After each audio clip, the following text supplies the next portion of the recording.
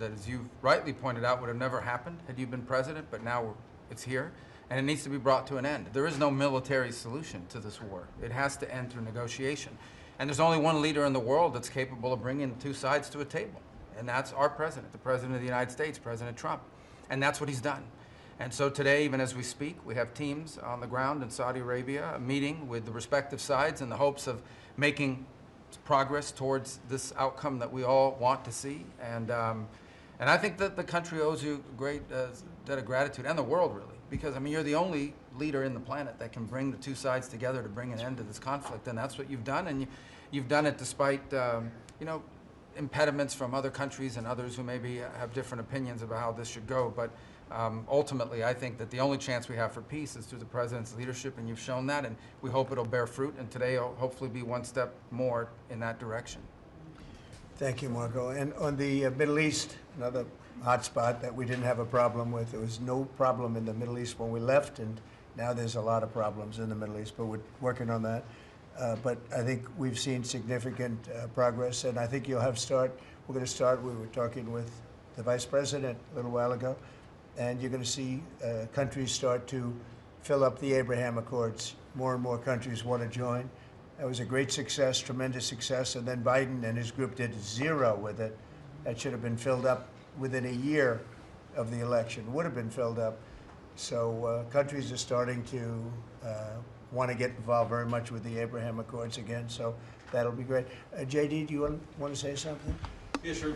Yes, sir. Just on that topic, if you think about what happened with the Abraham Accords, one of the great diplomatic breakthroughs under the first Trump administration, really in the last 30 or 40 years of American history in the Middle East, and the Biden administration did absolutely nothing with it. Built on it, not at all, added 0 additional countries. Purely out of political spite, the Biden administration, I think, hurt the United States and really hurt the project of world peace. That has changed. Luckily, about 2 months ago, we got a new president, and that president has given us the task of building out the Abraham Accords, adding new countries to it. And really what you see is a lot of these countries that have historical, ethnic, or religious hatreds want to build. They want to build new artificial intelligence. They want to build new real estate projects. They want their citizens to become rich and prosperous and peaceful, and they're setting to the side some of those old hatreds under the leadership of President Trump. So it's early, but we made a lot of progress, and we'll keep on making progress, sir. Thank you, JD. One of the things that's very important, I think, to mention, I saw a show yesterday, and they had a Democrat congressman on. It was on Fox. And he said, well, President Trump said prices would be coming down, and instead he's focused on other things. Well, we are focused on a lot of other things, like peace, like all of these companies that are moving in and jobs. But what he didn't say is that prices have come down very substantially. And if you look at when I came in, after 1 week, they were screaming at me about eggs. Eggs had nothing to do with me, but they were through the roof, and you couldn't get them. And now they're down about 35, 40%, maybe even more than that. I'm going to let Brooke, if you would just discuss that. And groceries generally. Prices are coming down, and energy prices are coming down. And I hope the Fed lowers interest rates, and then you're going to see interest rates coming down, and I'll have you speak about that in a second, Scott. Brooke, go ahead. Well, sir, thank you. I think the first thing that's really remarkable to note is that the prices of eggs under the 4 years of Joe Biden increased 237%. 237% in those 4 years, and yet it wasn't covered in the press at all. No one talked about the price of eggs in the summer of last year, for example, from the media. So, of course, the president wins, and he is inaugurated, and the next day, everyone is yelping about why the price of eggs are so high. So it was certainly one of many, many issues we took on under the 4 years of Joe Biden. We had the cost of input go up 30% for all of our agriculture products. At the same time, the trade deficit increased $49 billion, so it was zero under the first Trump administration, and then under Joe Biden, we sold $49 billion less of our ag products around the world. Then you combine that with the avian bird flu, and I know I've talked to a lot of you in the press on this over the last 3 or 4 weeks. But listen, here's the deal. The president, under his vision and support, we released about a month ago a very significant plan on how to bring the price of eggs down.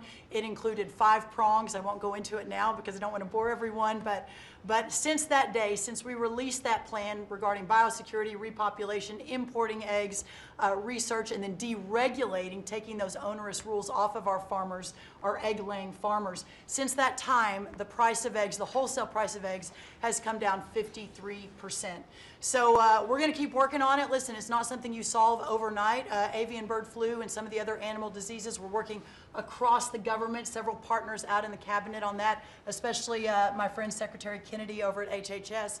But we have a long-term solution, but at least for now, in the short term, thanks to President Trump and so many that have worked so hard, the price of eggs are coming down, as well as the price of groceries. So thank you, sir, for the opportunity to lead on that. And the number is 53%, and they're readily available. So I think it's a fantastic job. And overall groceries are down, too. That's right. They're coming down. So the consumer's finally seeing some good news instead of year after year of prices going up because of grossly incompetent leadership.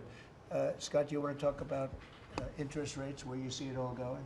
Yes, sir. So we are, under your direction, we're reprivatizing the economy. We're bringing down government spending. We're bringing down excess employment in the government sector. On the other side, we're going to re-leverage the banking system.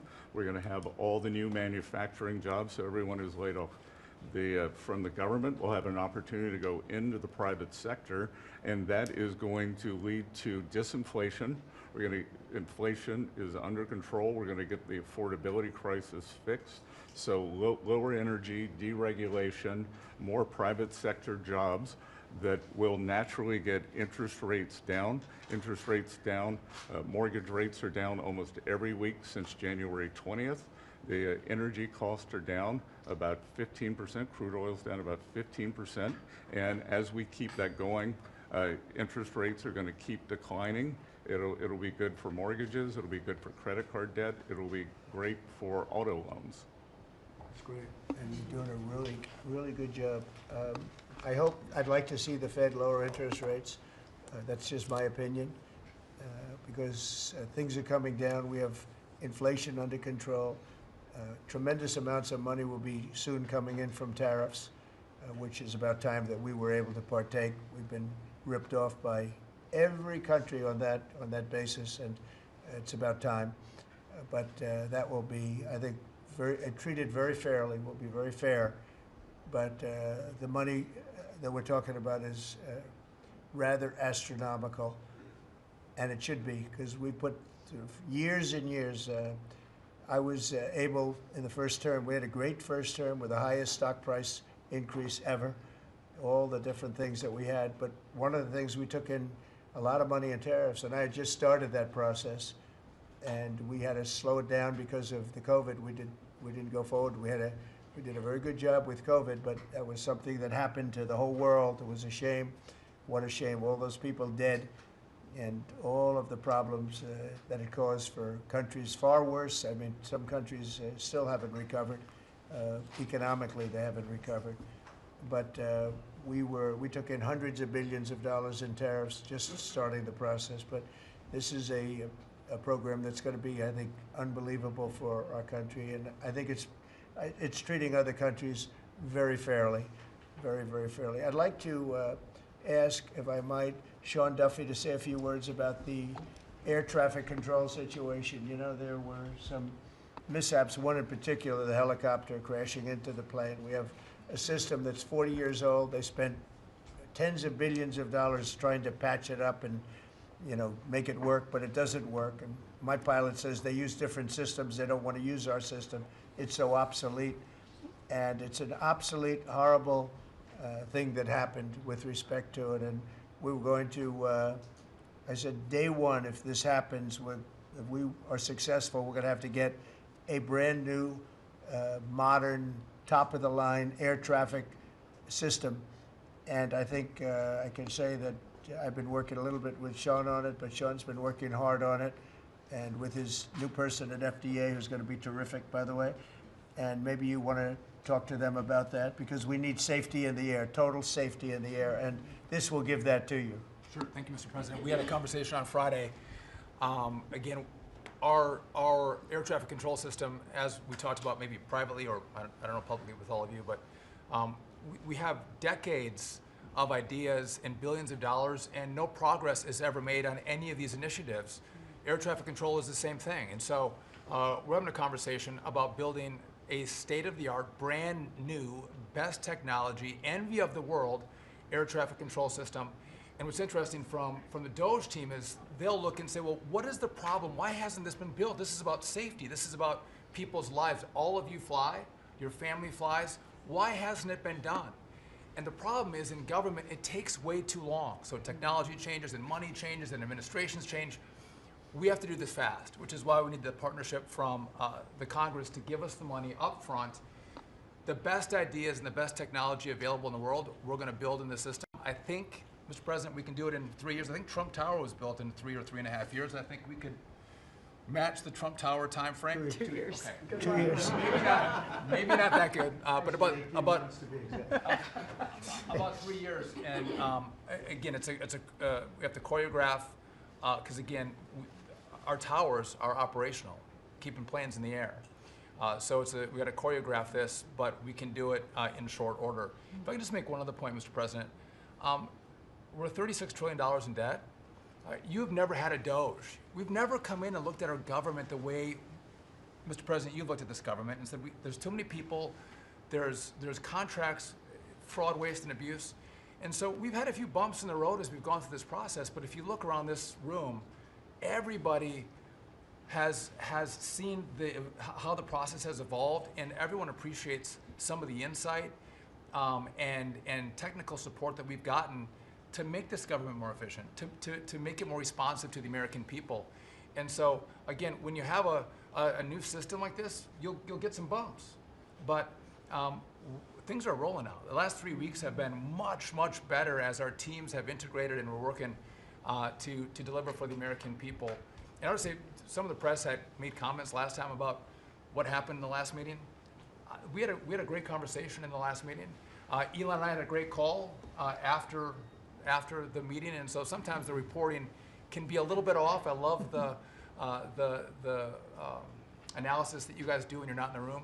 But I would just note that we're working well together, Mr. President, and the whole team here is working well together. Well, actually, we decided to see you after the cabinet meeting instead of before, and I think that's nice. But if you think about it, I guess never in history has anybody invited you to a cabinet meeting. We're very open and transparent, and we had a very good meeting today. So, I mean, you're standing here, you're seeing what the result of the meeting is. I think we're doing an amazing job for essentially 8 weeks on the job. I think there's never been anything like it.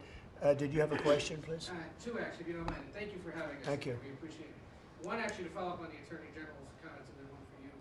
You said that you're now preparing to prosecute examples of fraud across federal agencies that have been referred to you. Is that what you said?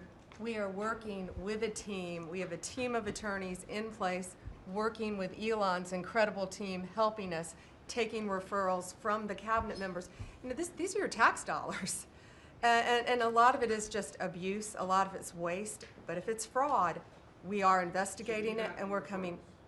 We are looking at multiple cases of fraud throughout the federal government. One for you, Mr. President. Greenland is confused about the Second Lady and the National Security Advisor visiting this week. They're concerned that this is further provocation, whatever it is you ultimately want for Greenland. Could you further explain why they're going? What is the ultimate end goal when it comes to Greenland? Yeah, well, not provocation. This is friendliness, not provocation. We're dealing with a lot of people from Greenland that would like to see something happen with respect to their being properly protected and properly taken care of. They're calling us, we're not calling them. And we were invited over there, and I thought it would be I have great respect for the wife of our great vice president. I think she's she's a brilliant woman. She's a very nice woman, and she loves the concept of Greenland. And so she's going there, and I think Marco's going there, and some others are going there. But we've been invited, and they really like the idea because they have been somewhat abandoned, as you know. They haven't been taken good care of. And I think Greenland's going to be something that maybe is in our future. I think it's important. It's important from the standpoint of international security. And if you look at the ships outside of Greenland, you have Russia, you have China, you have lots of different people and lots of different places, and It cannot go on the way it is. It's not going to go on the way it is. I'll make a statement. It's not going to happen. So they're going there, and that's purely friendship. Who's doing the inviting? You said people. A lot of people, yeah. People from Greenland are asking us to go there. We have many, many requests from many, many people, some officials too. Mr. President, Yes, can I ask please. you about economic forecasts? I saw one economic forecast coming out from the OECD this past week. They are forecasting stagflation for the United States, a downtick in terms of GDP growth.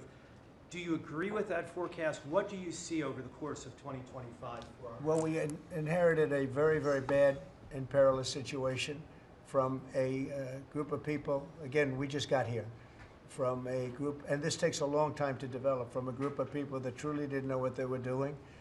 And you see that with not only costs, you see that with all of these fake contracts that have been given out.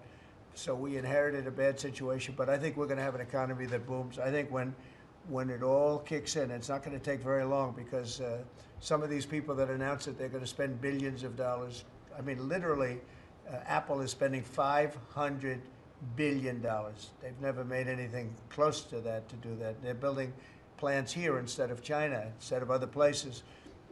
When it all happens, and it's going to happen very soon, these are people that are already, in many cases, they're already starting. They just announced, in some cases, they announced, but they actually started before the announcement, as you know, because some are already building.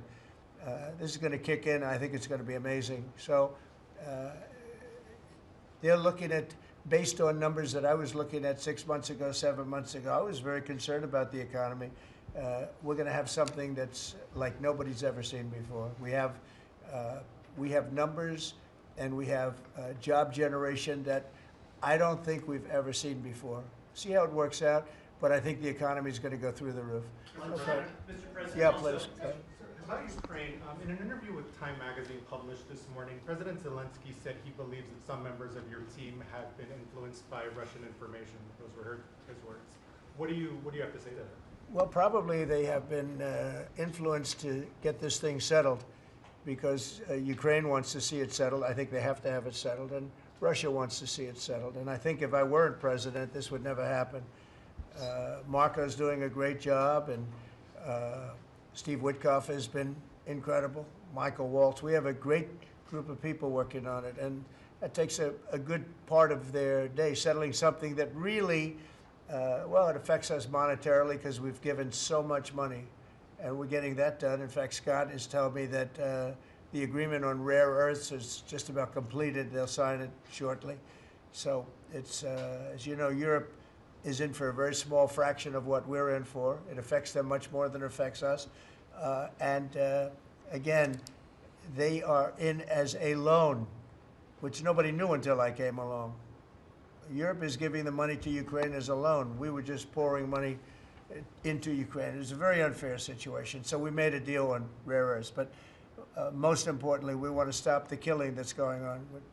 2,500 on average, mostly soldiers, a week are being killed. And they're Russian and they're Ukrainian, and if we can stop it, that's a very important thing to me on a human basis. Okay, anybody else? Are you signing the rare earths deal today? Is that what you mean? No, we'll be signing it soon. So on Ukraine. It'll be signed very soon. China Can I ask is another question on Ukraine? Yeah. You recently mentioned the fate of all the Ukrainian children abducted and transported to Right. Russia. So are you demanding that Russia return these kids to their families in Ukraine? Well, it's one of the things that we're talking about. I know that no decision's been made. We're talking about territory right now. We're talking about lines of demarcation. We're talking about power plant ownership. Some people are saying the United States should own the power plant and then work it that way because we have the expertise to fix it up, et cetera, et cetera. It's okay. That would be something like that would be fine with me. But they are talking about ownership of the big nuclear power plant in particular. But all of these things will come up, and they have come up, and that has been discussed, yes. Okay, I want to thank everybody very much. This was a great meeting. These are phenomenal people. We're lucky to have them. I have to tell you, I want to thank you all, and Elon, I want to thank you. I know you've been through a lot with this horrible situation that happens. That's right, saving America. It's very unfair. What he is a patriot.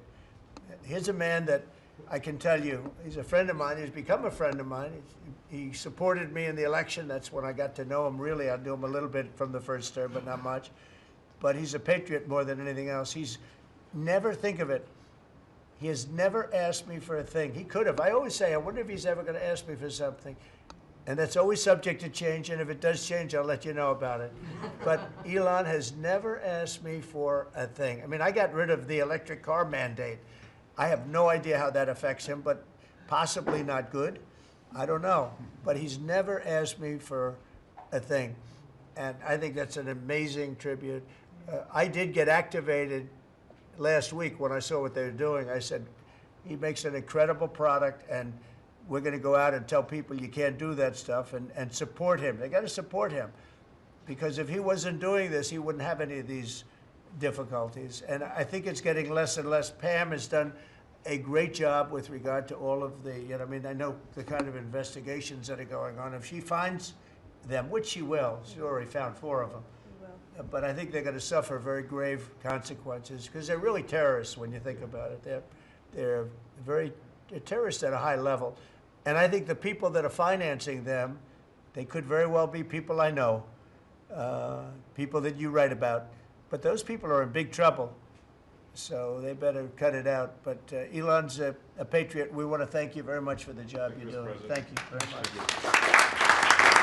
Thank you very much, everybody. Thank you. Thank you. Thank you, everybody. Very much. Thank you very much. Thanks to all the DOGE team who are getting death threats on a daily basis. Just trying to do the right thing for the American taxpayer and for the American people. Just a thank you to the DOGE team who are literally getting death threats and being accosted. And you know, these are, a lot of them are just kids. You know, they're just trying to help out, and they're very talented. They could get jobs for millions of dollars a year. Instead, they come here, earn peanuts, and get death threats. So thanks to the DOGE team. Thank you.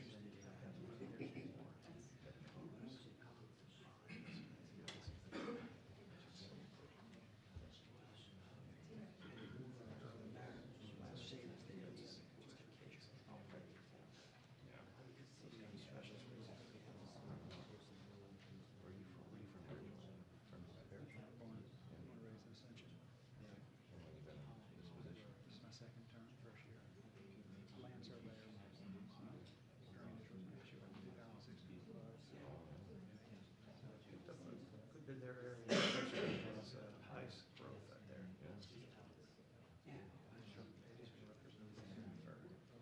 Because we've known each other. Yeah, thanks. One constant. One constant.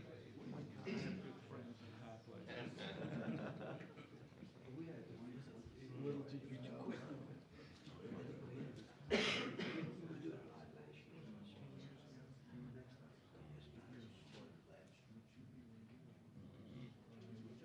Nobody could have predicted it. Started in fast run.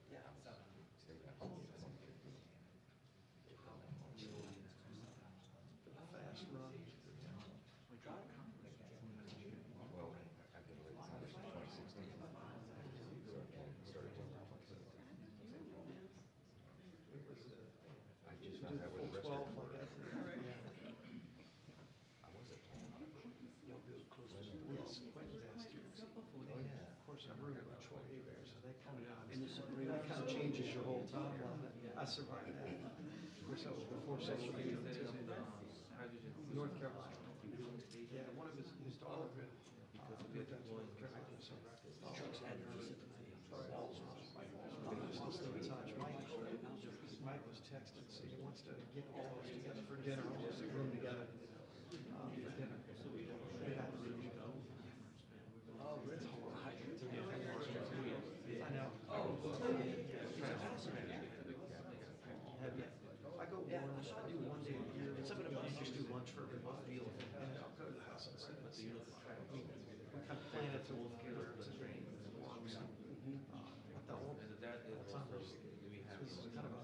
Usually it falls. I do a good session usually. When you get going to eat, it's too hard. Yeah. Because it's moving too crazy. Probably literally every day. Oh, yeah. The record and I just try to ride his wake and then we got weight last year.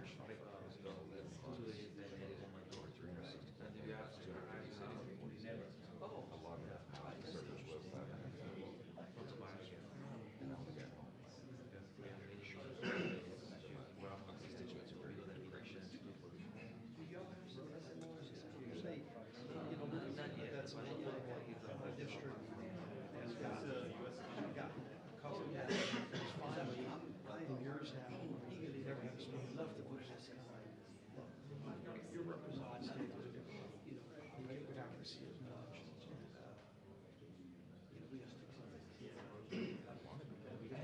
I used to find myself at the town halls every parish in my district every year. Telephone town halls are better anyway. You can reach more people. Technology would be like 50,000 people. 10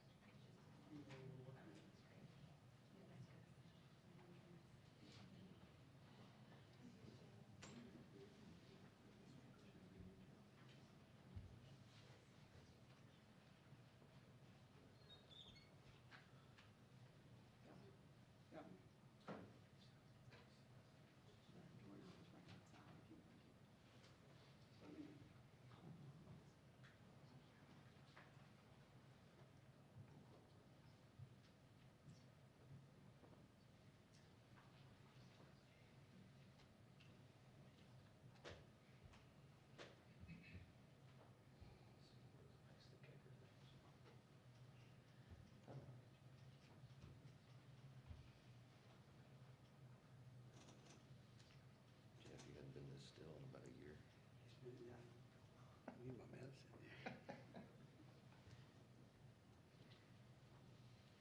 Busy guy, man, you're always moving. Every once in a while. It's like for that educational thing he signed, he had a couple of those little kids, you could see him fidgeting. Oh, yeah. I was sitting on the front row. I'm like, I don't know if I could have made the cut. Yeah. Have you been in the Oval since the new portraits went up? Oh, yeah.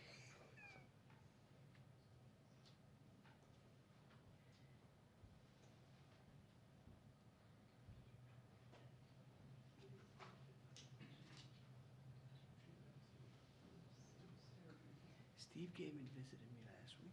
Did it? Yeah. He got the first lady to give me a full tour. Yeah. They're yeah. good, right? You did it? Pulled me on a Zoom call. You showed him your chair? Yeah. I gotta show that to him. Yeah, I left home. Didn't forget to mention that to him. Yeah. Custom made.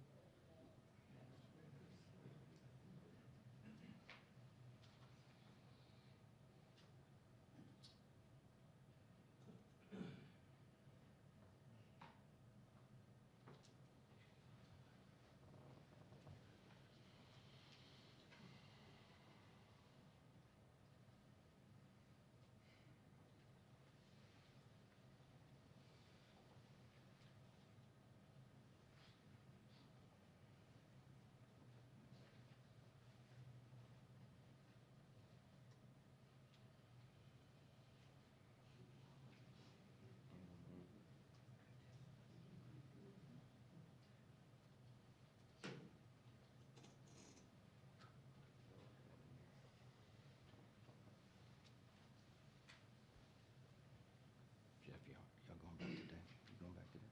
Yeah, yeah. I gotta be, like I said, I speak at Shreveport. Oh, that's right. What is that event? It's all in the amendments. Oh, yeah, yeah, 7 days, yeah. Sundays, huh? Saturday? Saturday. Saturday, yeah.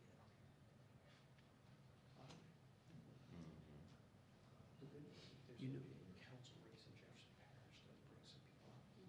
yeah, That'll bring most of the yes votes. most of them, yes, folks. Well, see, you know you're doing something right when they're spending money against you, right? I don't know if they spend that much money on an amendment, against an amendment in the long term. I don't know. What's the anticipated turnout? Well, we thought it would be 12, but it looked like it might be 18%. That'd be huge for a Yeah, election. right. I mean, for an amendment. Jeff, have you done WWL radio? Yeah. Yeah.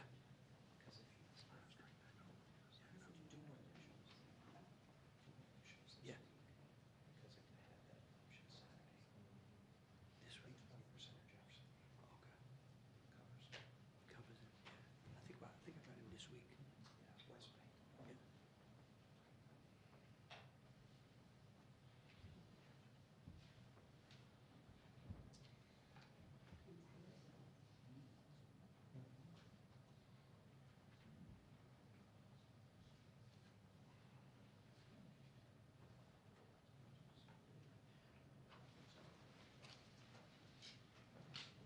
Hello, everybody. Nice to see you all. Great honor to see you Nice again. to see you. Mr. President. Mr. President, nice to see you. Mr. Governor, nice to see you. Good to see you. Hello. Another big win for Louisiana. A great speaker.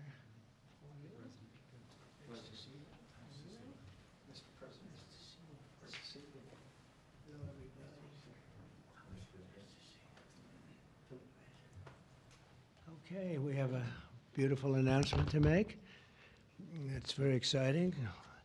Money is pouring in, and we want to keep it that way. And I think that's what's going to happen. We have tremendous interest in our country, more than ever before. There's never been anything like it. We're almost at a $4 trillion level, and that's something that's never happened. And I think hopefully it's because of the election on November 5th, but it's also because of tariffs, I suspect, Governor. But I'm thrilled to welcome Louisiana Governor Jeff Landry, a friend of mine for a long time, and to have you at the White House. And we thought this was going to happen. And I said, if you get it signed up, we'll do it at the White House. And you got it all done. I'm proud of you. Not surprised. Executive Chairman of Hyundai Motor Group, Jung E. Sun. Thank you very much. What a great honor. Vice Chairman Jay Chang. Jay, thank you. Hyundai Steel President Su Gang Hyun. Thank you very much. President, that's big stuff. And former Ambassador Sung Kim. Thank you very much. Great honor to have all of you. Also, and these names are much less difficult for me, but I think we got them right. But this one we will definitely get right. Mike Johnson, our great speaker, and he's been doing a real job. Right, Mike? It's an easy job, isn't it? House Majority Leader Steve Scalise. Steve? Doing all right, Steve. I'll tell you, he went through a lot, and he's stronger than ever. Louisiana Speaker Philip Duvalier. Thank you very much. Thank you very much. Senate President Cameron Henry, State Representative Ken Brass, State Senator Ennie Lambert, and Ascension Parish President Clint Coint-Ment. Thank you all very much. Thank you very much. Great honor. Great to have you with us. Today we're delighted to report that Hyundai is announcing a major $5.8 billion investment in American manufacturing. In particular, Hyundai will be building a brand new steel plant in Louisiana, which will produce more than 2.7 million metric tons of steel a year, creating more than 1,400 jobs for American steelworkers. And then there'll be major expansion after that. This will be Hyundai's first ever steel mill in the United States, one of the largest companies in the world, by the way, supplying steel for its auto parts and auto plants in Alabama and Georgia, which will soon produce more than 1 million American-made cars every single year. The cars are coming into this country at levels never seen before. Get ready. This investment is a clear demonstration that tariffs very strongly work, and I hope other things also, but the tariffs are bringing them in at levels that have not been witnessed. Hyundai will be producing steel in America and making its cars in America, and as a result, they'll not have to pay any tariffs. You know, there are no tariffs if you make your product in America, so it's something that's why so many people are coming. As you know, we have from Taiwan, the biggest chip manufacturer in the world, is coming in with $200 billion, and we have a lot of people coming and plants coming and companies coming that never would have been here, never would have even thought about it. The new steel plant in Louisiana is part of an even larger $21 billion investment Hyundai will be making in the United States over the next couple of years. The company will also be massively increasing its auto manufacturing in Georgia and investing billions of dollars in advanced American technology companies. And what I'd like to do is I'd like to ask the executive chairman to say a few words, and it's a great honor to have Hyundai, a truly great company. Thank you very much. Thank you very much.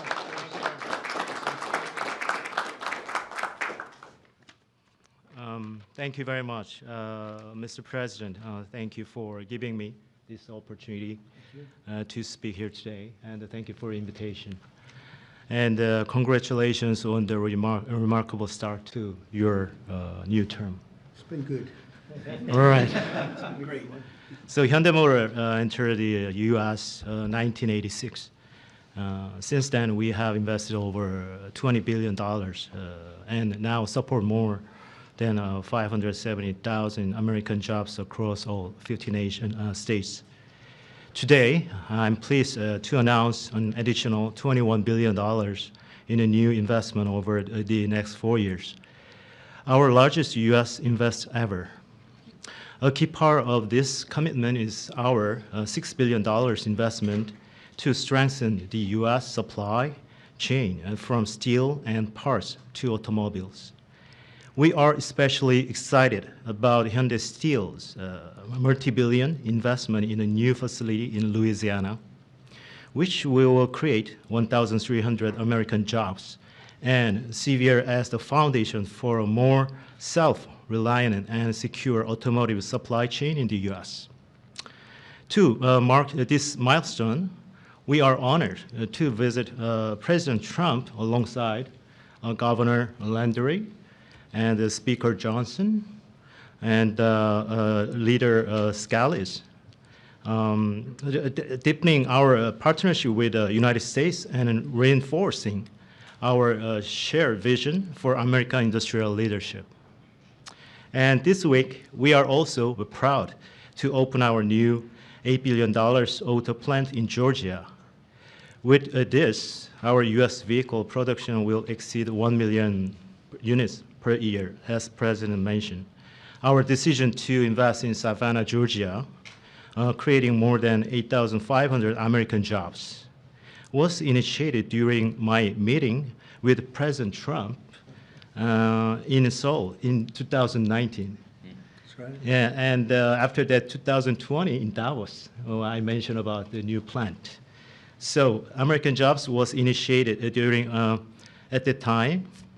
Now, as we proudly mark the completion of this transformative project, coincides with the beginning of President Trump's second term, making this moment even more special. Thank you. Yeah. Furthermore, HMG will purchase $3 billion worth of U.S. LNG to support America's energy industry and enhance our energy security. All of these efforts will accelerate the localization of our supply chain in the U.S., expand our operations, and grow our American workforce. With your leadership, Mr. President, Hyundai Motor Group is proud to be a stronger partner in America's industrial future. I'd like to personally invite you to visit one of our state-of-the-art manufacturing facility and see firsthand our commitment to the United States and our American workers. So thank you to our American partners and employees and communities. We are really proud to stand with you and proud to build the future together. Thank you. Well, thank you very much. I thought maybe we have our great speaker, and we have two very good friends, Mike and Steve, and you come from a certain state that we're talking about right now that we love, and I've done very well there. I've always won by a lot. I love that state, so I was happy to hear about it. That's why I said, come on over. But Mike, would you and Steve like to say a few words, please? Sure. Thank you, Mr. President. We're excited. It was mentioned earlier what a great start we've had to your second term, and we're just getting started. Everyone should know that. There'll be more of this because it's the policies that are bringing about the great growth, and it's about leadership. And we have a strong new leader back in the White House, and it makes a big difference because everybody around the world is seeing that, and everyone around the country is applauding it. We were on district work period last week, and Steve Scalise and I and our colleagues were traveling around the country doing campaign events, raising money, doing all the things that are necessary to ensure that we keep the House majority for the Republican Party. And I'll just tell you, I was in multiple states over the last week, and everywhere I went, Mr. President, people are excited. There's this great sense of relief, almost euphoria out there, because they know that America's back. This is the America First agenda. We're so grateful for these great friends with Hyundai to invest in Louisiana. We have extraordinary leadership on the state level, and leadership makes a big difference. We're so grateful to be a part of this. We want to tell you all this is a great investment in Louisiana and in America. More to come. Thank you so much. Steve?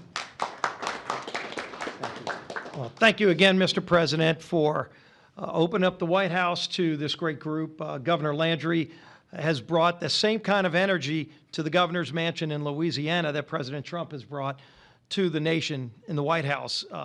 You know, some people marvel at President Trump's stamina. Over the weekend, both Saturday and Sunday, we spoke by phone on some different legislative initiatives that we're working on with Speaker Johnson to continue moving the agenda forward. Those very things that President Trump ran on, he's delivering for the American people. And this announcement by Hyundai is one more example of how that agenda that President Trump ran on to make America first again is working for the American people. When you talk about 1,300 plus really good jobs in Louisiana, those are all American workers. That's billions of investment coming in from Hyundai into the United States that would not have been here without President Trump's leadership. And I think people know that, they see it. It's been a long time coming, but we applaud the work that Hyundai is doing with Governor Landry to come to our state. But for President Trump, we're seeing this all across the nation, and we're just getting started. A lot more to come, Mr. President. That's very nice. Thank you. Thank you very much. Do you have any questions, please? Yeah, please. The size of the investment, partly because of tariffs. On April 2nd, the reciprocal tariffs will go into effect. Is it truly reciprocal? Are there some countries that might get a break or some sectors that might get a break? Well, I may give a lot of countries breaks, but it's reciprocal, but we might be even nicer than that. You know, we've been very nice to a lot of countries for a long time, but I call it Liberation Day. April 2nd is Liberation Day. But today, as you know, we did something with respect to Venezuela. You heard about that, and that will be quite important. We'll be announcing some additional tariffs over the next few days, having to do with automobiles, cars, and having also to do a little bit with lumber down the road, lumber and chips. We're going to get all those chip companies coming back. They're already coming back without even doing it. So it's been very good. But we'll be announcing some others. But for the most part, April 2nd will be a big day. That'll be Reciprocal Day. And we'll be bringing some of the money back that's been taken from us. Let's be nice by using the word taken. I don't want to use a stronger word because these guys are professional politicians and they don't like to hear those words. I refuse to use the word stolen from us, but that's a... mutually bring down tariffs? Are you seeing that negotiation? Oh, it happened. Well, the European Union lowered their tariffs to 2.5%. We were only at 2.5% for cars, which is very low. And as you probably heard, that European Union lowered their number from much higher than that, many, many times higher, surprised to 2.5%. So that was good. But I don't know that I expect that. It's up to them. But we have reciprocal tariffs. Mr. President, your reaction to the story in The Atlantic that said that some of your top cabinet officials and aides had been discussing very sensitive material through Signal and included an Atlantic reporter for that. What is your response to that? I don't know anything about it. I'm not a big fan of The Atlantic. To me, it's a magazine that's going out of business. I think it's not much of a magazine, but I know nothing about it. You're saying that they had what? They were using Signal to coordinate on sensitive materials and having to do with what? Having to do with what? What were they talking about? With the Houthis. The Houthis? You mean the attack on the Houthis? Well, it couldn't have been very effective because the attack was very effective. I can tell you that. I don't know anything about it. You're telling me about it for the first time. Anybody else? This announcement on Hyundai, is this a blueprint for you for other automakers to come to the United States to do what Hyundai was doing and investing so much in Louisiana and creating these new jobs? Absolutely. That's a nice question from you. That's a shocking question, how nice it is, huh? That's okay. That's a question that's a good question, actually. Yeah, sure. Hyundai's a great company. We have other great companies coming in, and we have some that are going to be staying here and very much expanding.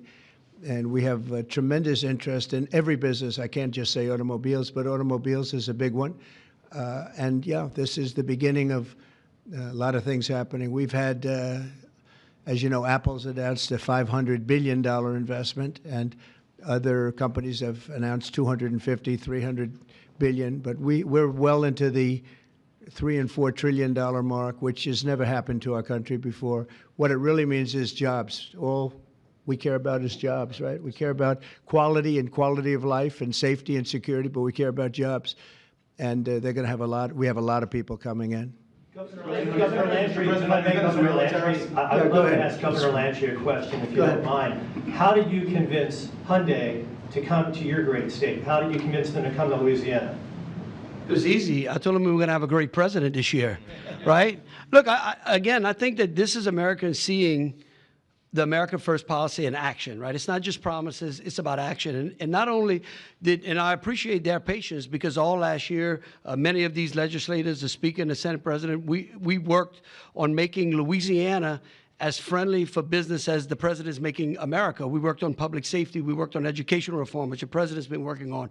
We worked on tax reform, historic tax reform. And what I can tell you is to echo what the president said, in Louisiana right now, I believe before the summer's over, we'll have $50 billion worth of construction projects going on in Louisiana. That is a record, Mr. President. It has never happened under any other president, under any other administration.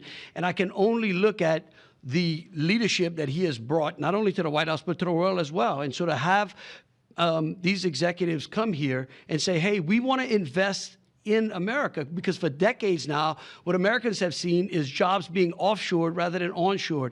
And today's announcement is exactly that. This is a message for all America that this president and their governors out there care about the American worker.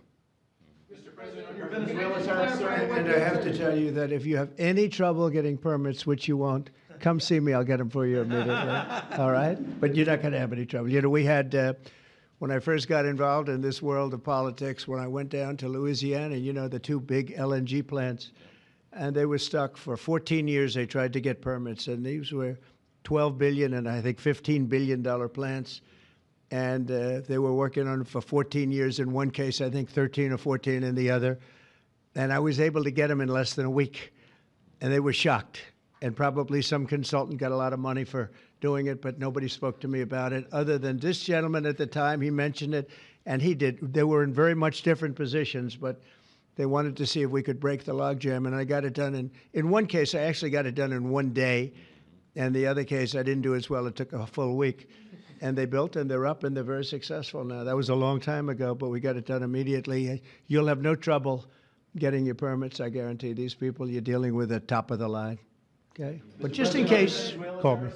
On the Venezuela tariffs that you announced earlier today, sir, yes. You said it's 25% for any country that does business That's right. with Venezuela. If they buy their oil from Venezuela, they have to pay a 25% tariff to do business with the United States. Is that on top of existing tariffs? So, for example, China buys Yes, a lot of oil. that would be on top of it for existing. 45% That would tariffs mean, on China yep, next week?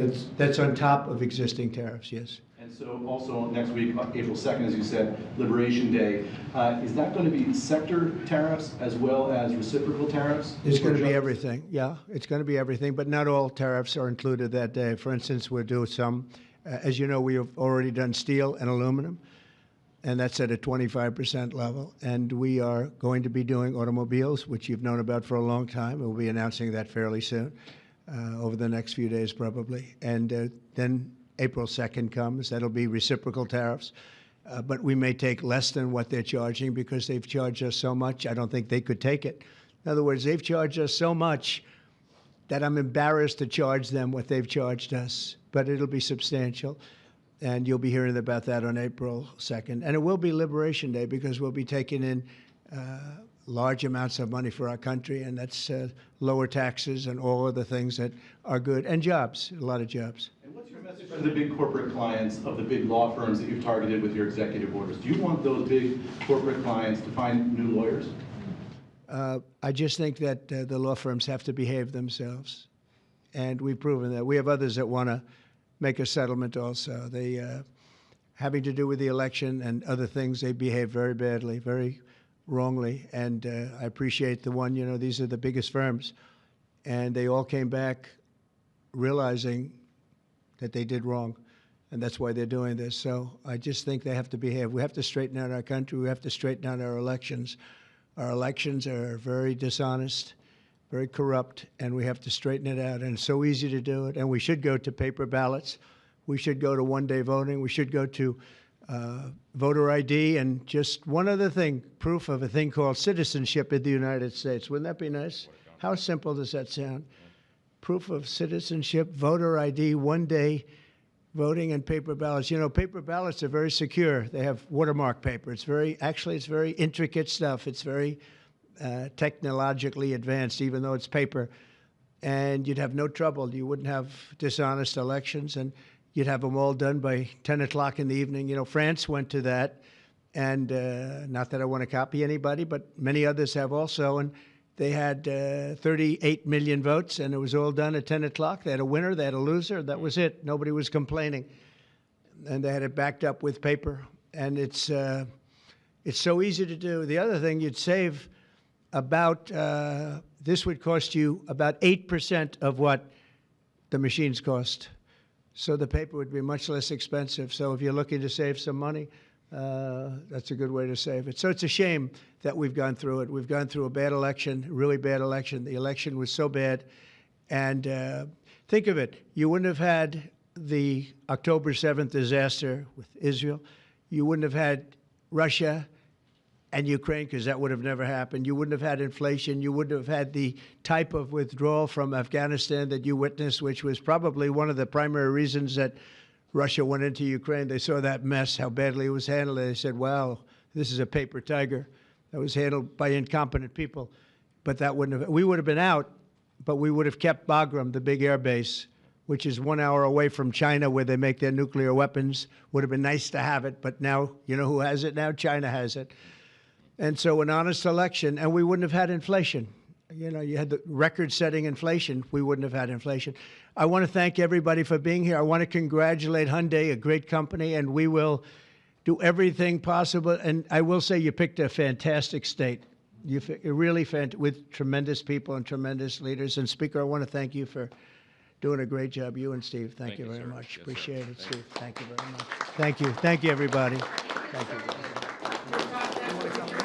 Violated the Espionage Act, sir. Thank you very much, everybody. If you get a briefing on that, would you let us know, please? Thank you. Thank you. Good to see you. Yeah. No one worries about it. Thank you so much.